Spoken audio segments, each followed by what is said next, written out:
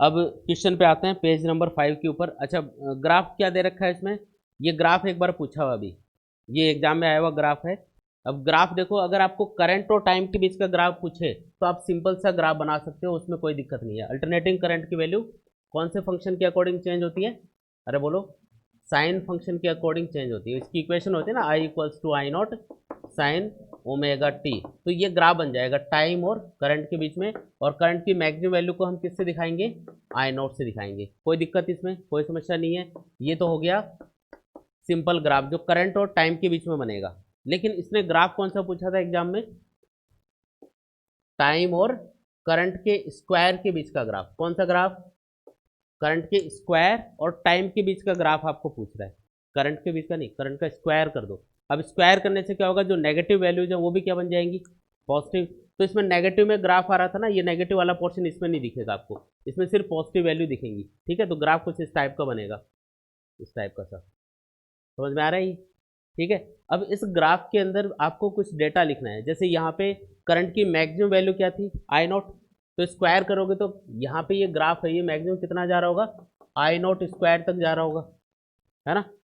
Current के square का ही तो ग्राफ बनाना है। तो करंट की यहाँ पे क्या है? मैक्सिमम वैल्यू है आई नॉट। तो उस ग्राफ में आपको मैक्सिमम वैल्यू का स्क्वायर कर देना है। कितना होगा मैक्सिमम वैल्यू का स्क्वायर? आई नॉट स्क्वायर होगा। अच्छा, यहाँ पे एक वैल्यू यहाँ पे बीच में कहीं पे होती है जिसको हम आई आर एम एस बोलते हैं, जो कि कितनी होती है? आई नॉट बाई रूट टू के बराबर होती है क्या? तो अगर आप इस ग्राफ में इसको रिप्रेजेंट करोगे I R M S square को, तो I R M S square कितना होगा? इसका स्क्वायर करो, I nought by root two का स्क्वायर क्या आएगा? I nought square by two. तो ये जो आई नॉट स्क्वायर आपने दिखाया है, एकदम इसके मिड में ये लाइन आएगी। ठीक है, और ये होगा I nought square by two, जो कि किसके बराबर है? I R M S square के बराबर है। तो ये है वो ग्राफ, ये ग्राफ पूछा था आपको।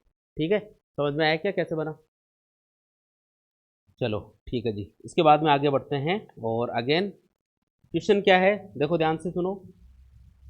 Find the root mean square value of the given alternating current I equals to I one cos omega T plus I two sine omega T. आपको root mean square value calculate करके बतानी है। I one cos omega T, I two, क्या equation? I equals to I one cos omega T plus I two sine omega T. ठीक है। अब ये alternating current की एक इक्वेशन दे दी हमको और पूछा कि बताओ इसकी रूट मीन स्क्वायर वैल्यू क्या होगी। तो डेफिनेशन वगैरह पे नहीं जाना है, हमको सीधा फॉर्मूला यूज करना है। फॉर्मूला क्या था? आई आर एम एस का फॉर्मूला बताओ। सबसे पहले क्या करेंगे? करंट का स्क्वायर कर देंगे, फिर मीन के लिए हम जीरो से टी के लिए इसका इंटीग्रेशन करते हैं। ठीक है, और फिर टी से डिवाइड कर देते हैं और लास्ट में क्या कर देते हैं? अंडर रूट कर देते हैं। यही था फॉर्मूला, रूट मीन स्क्वायर, है ना। याद करना भी आसान है, नाम में ही छुपा हुआ है हिंट कि क्या करना है। चलो ठीक है, इसको वन बाई टी लिख देता हूँ मैं। ठीक है, अब ये जो आई स्क्वायर है, आई की ये इक्वेशन दे रखी है, तो इसका स्क्वायर करो। स्क्वायर करोगे तो जीरो से टी के लिए इंटीग्रेशन, स्क्वायर करो, इसका क्या आएगा? तो ये आएगा I one square cos square omega T plus I two square sine square omega t, है ना। और प्लस क्या आएगा? Two I one I two sine omega t cos omega t, यही आएगा क्या? अरे सही लिख रहा हूँ क्या? ये लो, ये, और फिर लास्ट में क्या कर देना है? Power one by two. ठीक है, अब इसको सॉल्व करेंगे। आई आर एम एस बराबर वन अपॉन टी, जीरो से टी। ये देखो आई वन स्क्वायर कॉन्स्टेंट है। देखो कॉस फंक्शन या साइन फंक्शन के आगे जो भी लिखा हुआ था वो हमेशा क्या होती है? अल्टरनेटिंग करंट की मैक्सिमम वैल्यूज होती है। ठीक है, तो ये इस फंक्शन की मैक्सिमम वैल्यू है। यहाँ पे पता है क्या किया? ये आई इक्वल टू ये जो लिखा है ना, ये दो अल्टरनेटिंग करंट है जिनको मिक्स कर दिया और एक नया अल्टरनेटिंग करंट बन गया।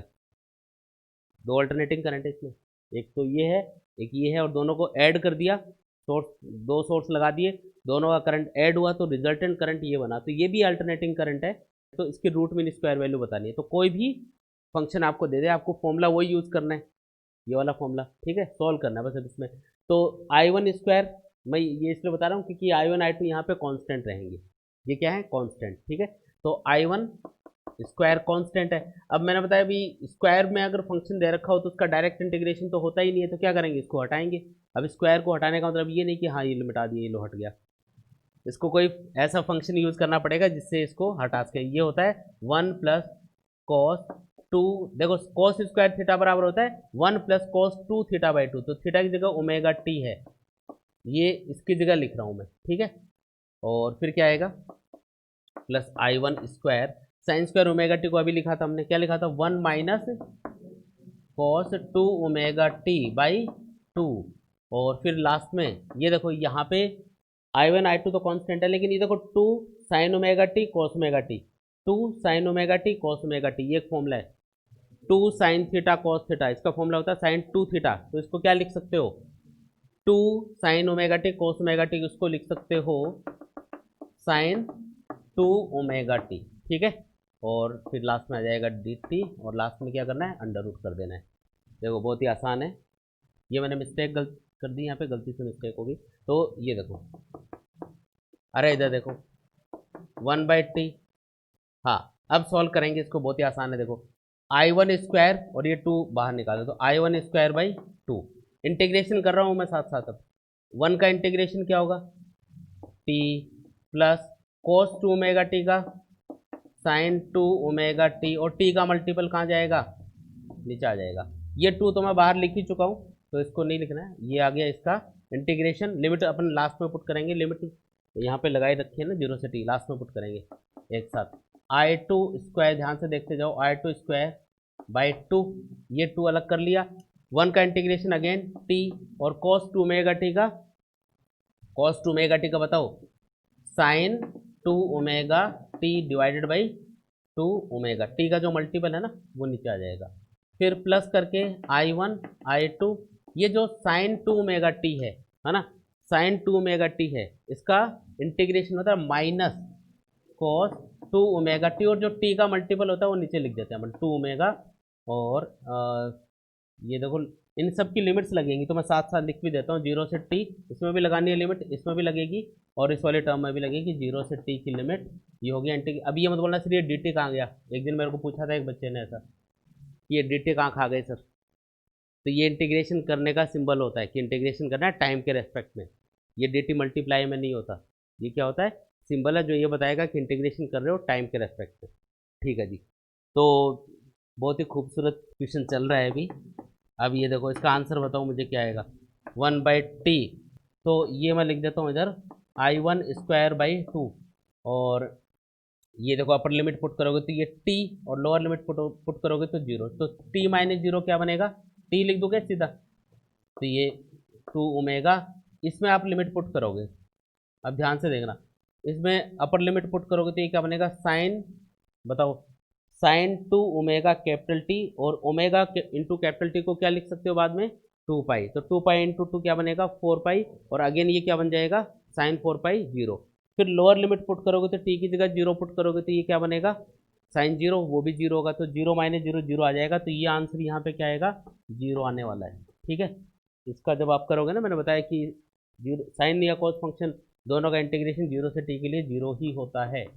ये आई टू स्क्वायर बाई 2, और अगेन अब इसमें वापस वही आंसर आ जाएगा, अपर लिमिट पुट करोगे तो टी, लोअर लिमिट पुट करोगे तो 0, तो टी माइनस 0 टी बनेगा, और इसमें आप अपर लिमिट पुट करोगे कैपिटल टी, तो वही sine 2 omega capital t omega t को आप लिखोगे 2 pi sine 4 pi 0, sine 0 degree पे भी 0 होगा लोअर लिमिट पे, तो आंसर अगेन 0 आ गया। तो ये मतलब ये 0 है, इसको मैं लिख देता हूँ एक बार 1.2 ओमेगा इंटू 0, ये भी ख़त्म यहाँ पे, ठीक है। इसके लिए अब ये तो है ही मतलब कि कॉस फंक्शन आपको, अच्छा ये कैसे 0 बनेगा, तो इस माइनस को तो एक बार बाहर निकाल लो आप, ये वाला जो माइनस है ना इसको बाहर निकाल लेता हूँ, तो ये बन गया minus I one I two, और ये 2 ओमेगा भी अलग करके लिख लो थोड़ा सिंपल करने के लिए।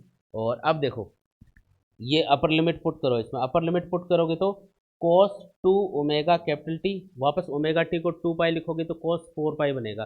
cos 4 पाई कितना होता है 1 होता है। देखो cos 0 डिग्री पे 2 पाई पे 4 पाई पे 6 पाई पे इन सब पे +1 बनेगा, और पाई 3 पाई 5 पाई इन पे -1 होता है, तो यहाँ पे ये +1 बनेगा। ये माइनस तो मैं बाहर निकाल चुका हूँ, तो इसको तो मत देखो एक बार। cos 2 ओमेगा टी अपर लिमिट पुट करी तो बना +1, ठीक है, और लोअर लिमिट पुट करोगे तो 0 है लोअर लिमिट, तो cos 0 क्या आएगा ये भी 1 आएगा, ये मतलब अपर लिमिट पे ये 1 बना, फिर माइनस आएगा, फिर लोअर लिमिट पुट करके लिखोगे तो वो भी 1 बनेगा, तो आंसर क्या हो गया 1 माइनस 1 0, ये भी खत्म, ठीक है। तो ये तो पूरा ही 0 हो जाएगा फिर। और लास्ट में क्या करना है, पावर 1/2। ठीक है, तो यहाँ पे ये t बचेगा, ये तो 0 हो चुका है, तो t को इससे मल्टीप्लाई करके लिखेंगे, और यहाँ पे भी एक t बचेगा, और ये पूरा 0 हो चुका है। तो क्या अब अपने पास फाइनल आंसर क्या आएगा, एक बार एक काम करो, ये आपको नोट करना है। कोई नया फॉर्मूला है ना, तो इस चैप्टर में बस इतना ही ध्यान रखना, कोई नया फॉर्मूला आ जाए ना मैथमेटिक्स का, जैसे साइन कोस टेन में, तो उसको अलग से लिख लेना, याद कर लेना।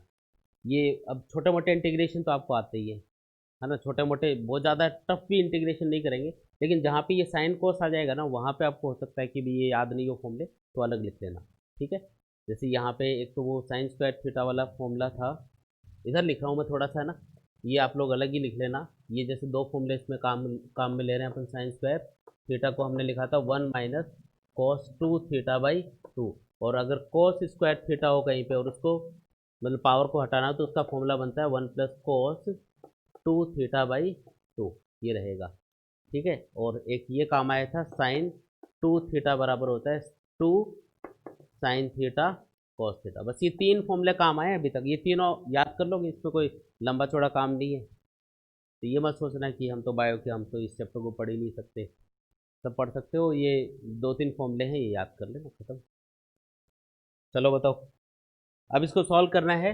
आ चुका है वैसे आंसर, अब तो सारा काम हो चुका है। इसको बता दो, ये क्या लिखूं यहाँ पे, 1/t तो सबसे मल्टीप्लाई होगा ही। ठीक है, ब्रैकेट में पहले ये आएगा I1² / 2 × t, I1² / 2 × t, plus यहाँ से क्या बचेगा, I2² / 2 × t, और वो आगे वाले टर्म 0, और लास्ट में क्या करना है इसका अंडर रूट। ये लो जी। अब देखो ये जो t है ना, इसको तो उड़ा दो, कैंसिल कर दो, ये t कैंसिल हो जाएगा, ये 1/t अंदर मल्टीप्लाई होगा ना, तो ये दोनों t कैंसिल हो जाएंगे, और ये आंसर बनेगा। ये देखो इसमें भी मतलब ब्रैकेट के अंदर आएगा I1² / 2 प्लस I2² / 2, और दोनों की पावर कितनी है, 1/2। इसको सॉल्व करोगे तो 2 को बाहर निकालोगे तो 1/√2 आएगा। ये है आपका फाइनल आंसर। ठीक है, ये लो, ये लिख लो, ये है अपना फाइनल आंसर।